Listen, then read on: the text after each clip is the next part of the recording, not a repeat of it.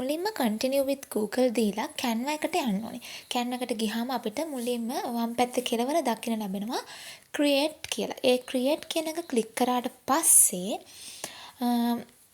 අපි යනවා customize size කියලා ටැබ් එකකට. customize size කියලා කෙළවර තියෙන්නේ. ඒක ක්ලික් කරන්න ඕනේ.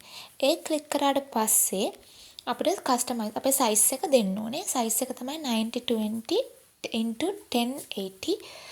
ඒ size එක පේනවා ඔයගලන්ට. ඒක දුන්නාට පස්සේ අපිට blank page එකක් එනවා.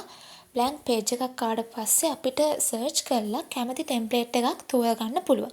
template ගොඩක් එනවා. vision board කියලා search කරාට පස්සේ කැමති template එකක් තෝරගන්න පුළුවන්. ඊට පස්සේ කැමති template එක දුන්නාට පස්සේ ඒක අපේ blank page එකට එනවා. ඊට පස්සේ blank page එකට template එක ආවට පස්සේ අපිට uploads දෙන්න තමයි තියෙන්නේ. ඒක කෙලවර තියෙනවා. ඒකත් වම් පැත්තේ කෙලවර. uploads දුන්නාට පස්සේ අපි download කරගත්ත images කලින් ඒ uploads වල පෙන්නනවා. uploads file වලින් අපිට අදාළ images download කරගන්න පුළුවන්.